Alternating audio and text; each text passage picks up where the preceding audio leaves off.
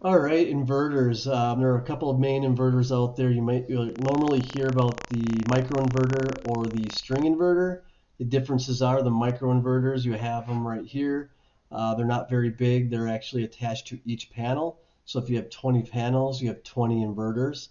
Nice benefit of them, if an inverter goes down, you still have 19 other panels still working for you, and the system's up and operating. Then you have the string inverter, which is more looks like one of these, and this in this instance Solar Edge. Still, it's a good product. Only issue is this is your one main inverter. If it goes down, your system's down. So that's one of the reasons we prefer right now, at least in 2023 of March, that the microinverter by Enphase here is a little bit better product.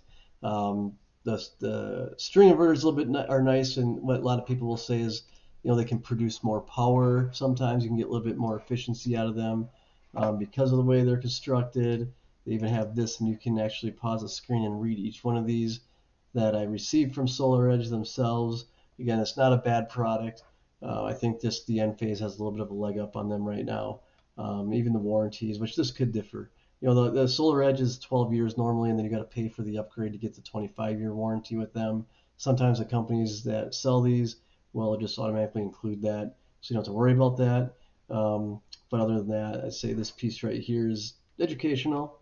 You can look at that, and this one is over here.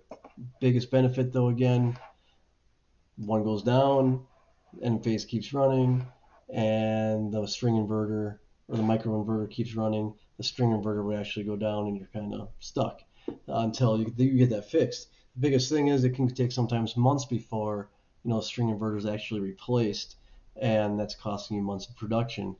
And even with the Enphase microinverter, even if it takes a week or 2 weeks or even months, for example, if you go compare apples to apples of timing, at least you're still up and running. You're only down one inverter, whatever it may be.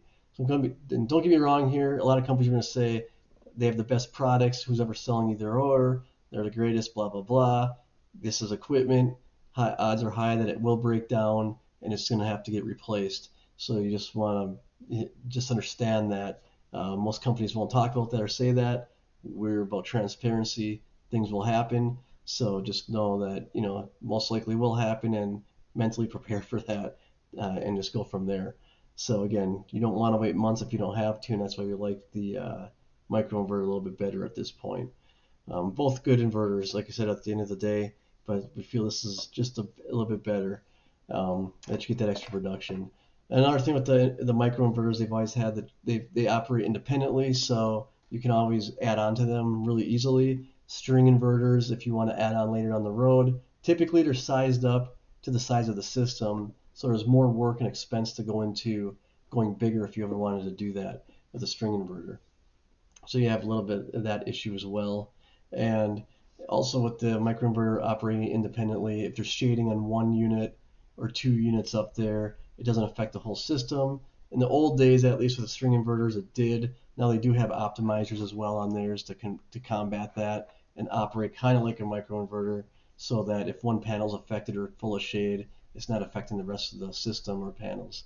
So quick little breakdown on inverters. Hopefully this was educational or helpful for you. We can definitely go into a lot more. Schedule up a call at askanythingsolar.com. We are not pushy. We're the opposite of that. We do not like that. We're consumers as well. We don't like being pushed into or pressured into anything. The industry in solar is built around doing that. Many companies like to do that, train that, recruit people that act like that. We don't do any of that. If it ever feels like any kind of a sales pitch, let us know. We can stop right there.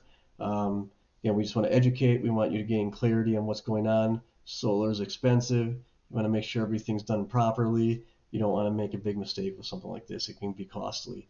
And we make sure that you do have clarity on everything before ever moving forward, so you will not get pushy sales tactics with us. All right, thank you very much. Again, askanythingsolar.com is a good place to go. We also have gethelpwithsolar.com, and also dosolardifferently.com. But askanythingsolar.com, you can go to there. You can sign up, and then you can go to the calendar and pick a time that works for you to talk. All right, thank you.